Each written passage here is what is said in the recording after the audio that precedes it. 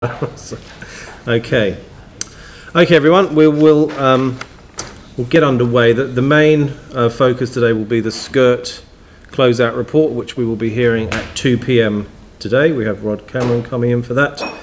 Otherwise, it's a fairly standard agenda.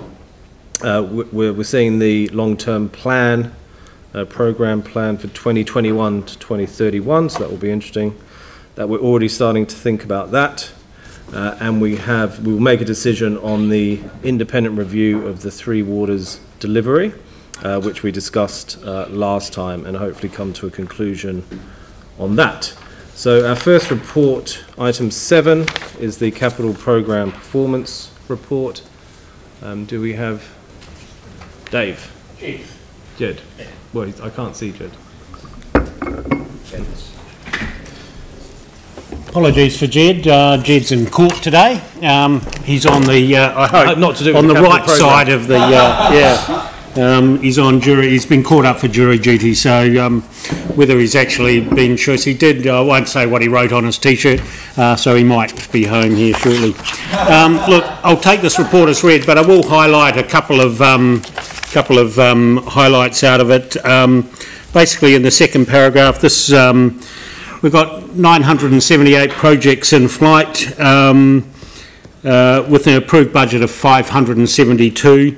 The organisational delivery forecast is the 440 at this point in time, dropped 12 million since the February report, recognising we are now aligning these reports to the end of the months so that they align with all the other reporting that you do have.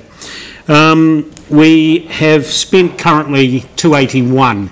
So obviously a challenge for the following years, but if you have a look at the previous spend, spend does in capital go up at the end of the financial year. The last 3 months of the year are the biggest spend months that we do have.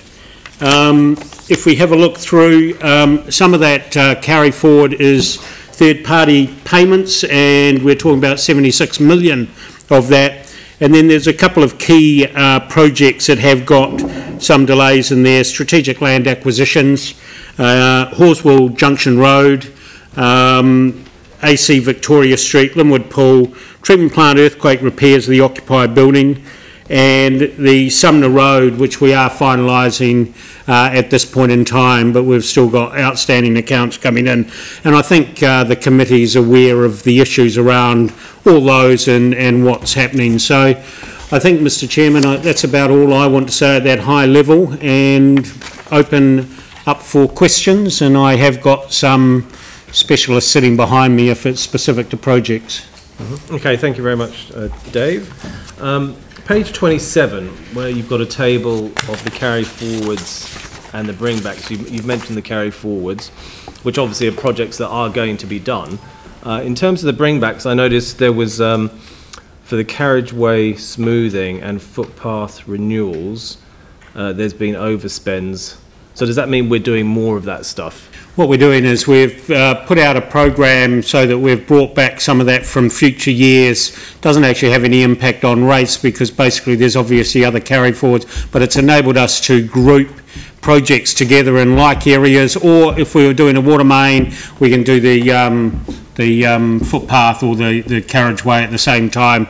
Good example, Riccarton Road, where we've joined everything together, sewer, water, wastewater and pavement. So those are the things. So it's doing the same program, but in actual fact accelerating just to make the best timing and what we consider getting the best value. Okay, thank you. Any other questions? Dion? Just on the sealing of the roads, how much % are we on at the moment, do you know, for resealing of roads in the network? What percentage of the roads do we reseal? Every year?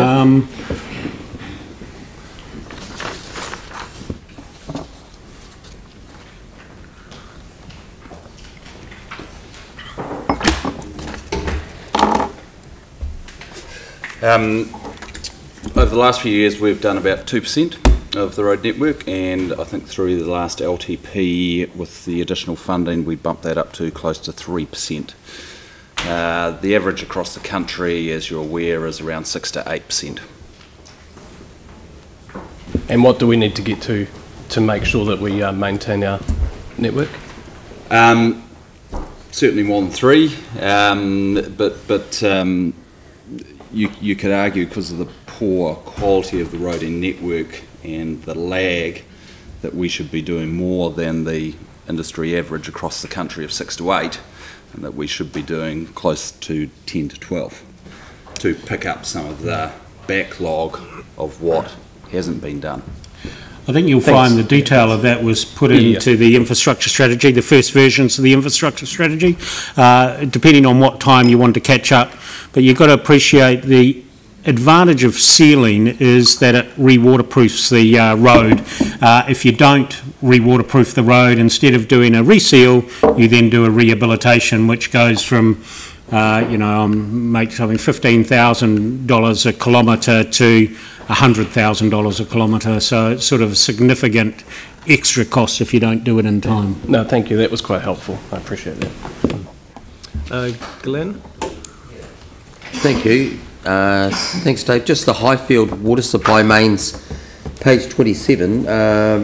Just a minor question, really. I'm aware of new subdivision development there, although that's not known as Highfield, is it? Is that just there for your own reference? What happens with, and John may be able to do it, we have these development agreements with various subdividers, which means that we combine infrastructure. Our share of it gets funded out of development contributions, but the actual timing is quite hard to do. You know, sometimes they may just feel that the market's not the right time, and so suddenly that project goes out for 2 years. All of a sudden they think the market's right and they want to do a development, and so it brings in. So, you know, with those development contribution infrastructure agreements, it becomes a little bit difficult to work out exactly the same price. John, do you want to add anything to that? That's pretty much exactly right. Yeah. Okay, thanks. Thank you. Andrew? Thank you. This question probably won't come as any surprise because it's one that I often ask at this stage in the cycle. Looking at the overall situation and analysis in the Appendix A, obviously the net carry forward position has increased since February, continues to increase. That obviously means that there's going to be a larger amount of carry forwards, presumably into the 1920 financial year.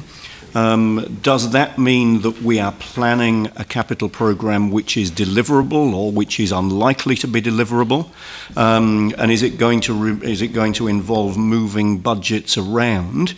And to what extent will we have governance oversight of any changes to budget as a result of those carry forwards, if there is a need for some discretion in an environment where the whole programme isn't deliverable? What gets done and what doesn't?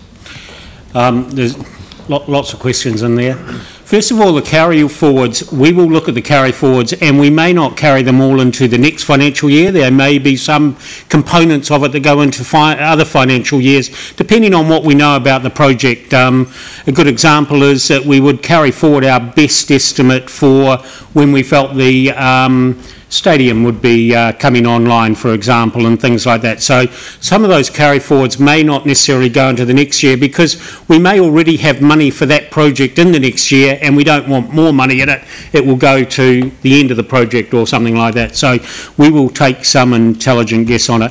Yes, we will be looking, and we've got a meeting with all the necessary people in the next week. Have a look at where we're sitting with carry forwards. What does that effect have on our capital program? All carry forwards get approved by council anyway, so that will come up to you as part of our finalisation of the annual plan, and Peter Langbein in the finance department reprograms all that, so we are going to look at the impact of it. However, we've got some unknowns in there. A good example would be the Akaroa wastewater treatment plant. I can't actually predict when I'm going to unlock that resource consent, which will enable us to get on to design.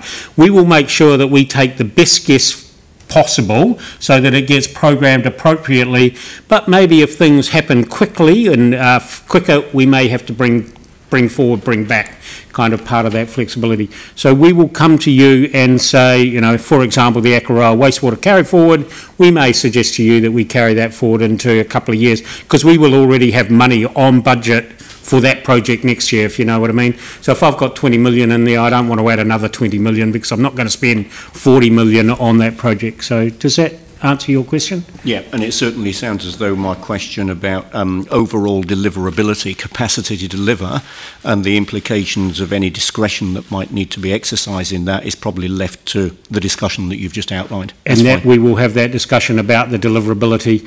And, you know, there are some ways, and we briefly talked around the HDM panels that we're running, which is kind of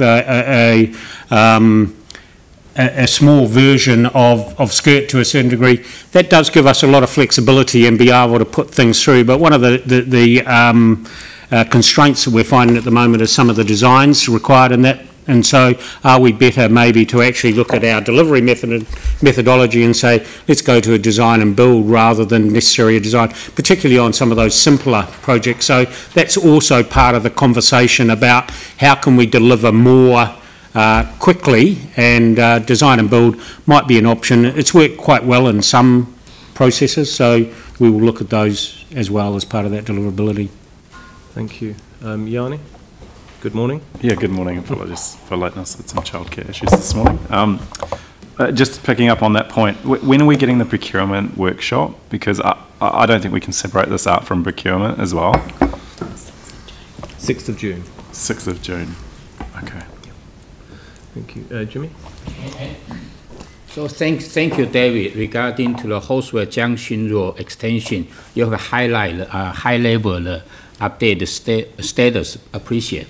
But regarding to carry forward the $5.6 million, my concern is after the June of 2020, whether still, you know, maybe the percentage amount will be carried forward to the fiscal year 2021 or not. What is the master schedule for the construction work? My understanding, and Lynette will be able to answer, we've designed pretty much all of it apart from the railway crossing, which we're still working, and the Chief Executive and myself had a meeting with KiwiRail, which they'd promised some deliverables, which I'm not sure they've delivered, and I need to follow that up. But Lynette will be able to give you more detail about the specific timing and how long it would take to construct. Because my particular concern, this kind of project extension for many years, and also the Waterloo Business Park, they are very frustrated about this project. Yes. I understand everyone's frustration. All parties have a level of frustration, and all I can do is assure the committee that the team is working as closely as they can with KiwiRail to achieve a design. We haven't achieved a crossing design yet, and we have to have that. The other issue that complicates this project slightly more is that it's not just the crossing design, Councillor Chen, it's also the sidings and 2 kilometres of track and all of the signals and everything else that go with it that have to be shifted before we can open the crossing. So from our perspective, the roading design is done and ready to go. We have the property issues sorted, or almost sorted. We're just working through the final design for the railway track and length of track and the crossing widthing. We're expecting that will be done this financial year, and we will be getting into construction next financial year. Okay, thank you. Any other questions? Okay, thank you very much, Dave.